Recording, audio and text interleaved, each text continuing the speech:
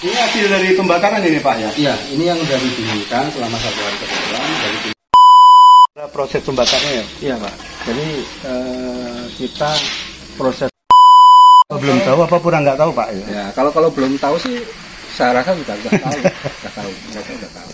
Karena kita sudah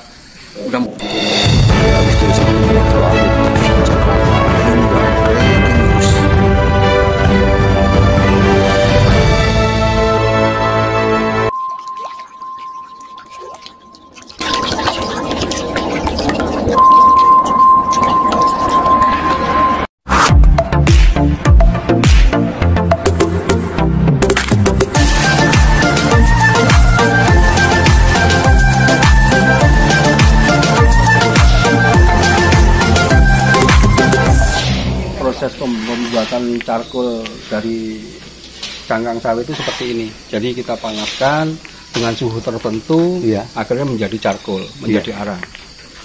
Seperti itu. Prosesnya sampai 3 sampai 1 minggu pembakarannya. Makanya posisinya yang dicari biasanya itu karbonnya, jenis karbonnya. Dengan kualitas karbon terbaik akan menjadikan barang ini berkualitas. Iya. Pembakarannya seperti ini. Jadi dibakar berapa hari matang. Deskripsi arang sawit atau yang tren disebut palm shell charcoal dalam bahasa Indonesianya, yaitu arang cangkang sawit. Dewasa ini arang sawit adalah salah satu potensi bagi pelaku industri di bidang karbon aktif, peleburan baja ataupun untuk fertilizer selain arang kelapa. Coconut charcoal ataupun arang kayu. Wood charcoal. Permintaan arang sawit dewasa ini semakin tahun semakin meningkat.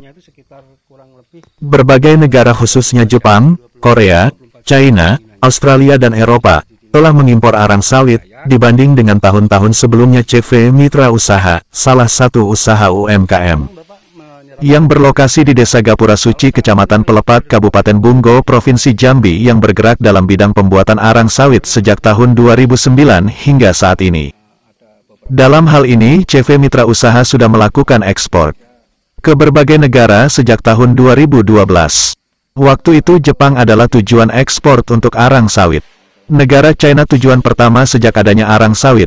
Namun kita hanya sebagai penyuplai perusahaan yang melakukan ekspor ke China waktu itu. Hanya saja arang sawit waktu itu belum banyak dikenal oleh kalangan industri, baik dalam maupun luar negeri.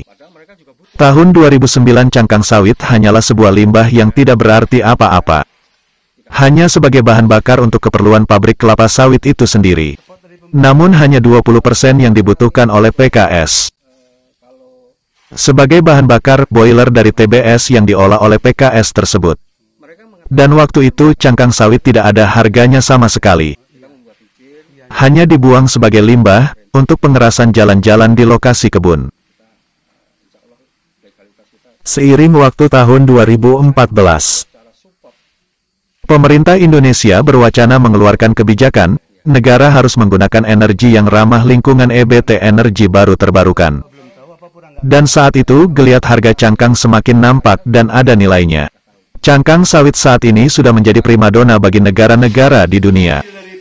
Khususnya negara yang sekarang ini membutuhkan energi. Kami sebagai pelaku UMKM yang saat ini masih eksis melakukan produksi arang semakin kewalahan untuk bersaing dengan perusahaan-perusahaan eksportir cangkang mentah. Baik harga maupun kuantiti yang terjadi saat ini.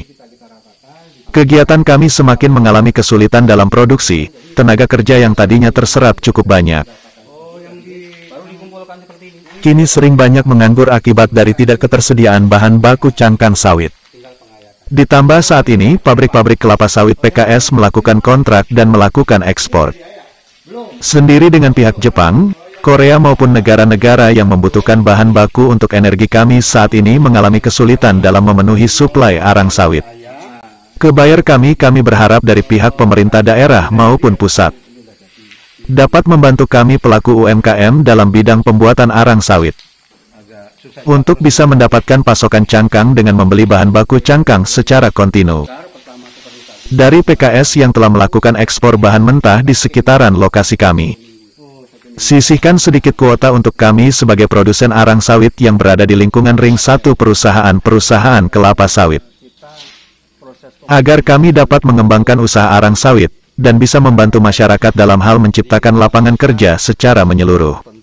Di daerah kami khususnya Kabupaten Bungo Kabupaten Merangin Provinsi Jambi, dan Provinsi Bengkulu, banyak yang menjadi pelaku usaha produsen arang sawit, yang saat ini menghentikan produksinya, karena semakin mahalnya bahan baku, karena persaingan pasar dengan pihak perusahaan eksportir. Dari redaksi Metro Update TV Jambi, Buyung Rano dan Effendi melaporkan. Ini hasil dari pembakaran ini Pak ya? Iya, ini yang sudah didinginkan selama 1 hari ke depan, sudah dikumpulkan. Begitu dikumpulkan ini, besok kita proses pengayakan, Oh. pembersihan dari abu. Oh, ini didinginkan Pak? Ya, pendinginannya seperti itu, Pak. Oh. Kalau sudah didinginkan seperti itu, jadi kita ratakan, didinginkan. Kalau ini sudah didinginkan dari kemarin, jadi proses pendinginannya itu dari diratakan. Oh, yang baru dikumpulkan seperti ini. Yang itu ya Pak ya? Ya, didinginkan. Ini sudah betul sudah dingin. Besok tinggal pengayakan. Oh, ini yang kecil Pak. Oh, yang ini Pak? Ini udah diayak? Belum, ini Oh, ini belum. belum. Oh, yang udah dibakar? Udah dibakar dulu. Oh, ya masih panas ya. Yang panas baru tadi Oh, dikumpulkan. baru diayak. Nah, ini besok pagi Oh, iya. Ini udah jadi ya Pak kan? Ini udah jadi. Iya. Oh, ya. Agak susah juga prosesnya ya Pak ya? Kalau kita prosesnya sebetulnya dari mulai bakar pertama seperti tadi, dimasukkan ke tungku sampai proses packing itu ya kurang lebihnya 1 minggu. Oh, 1 minggu Ya, ya. 5 sampai 1 minggu.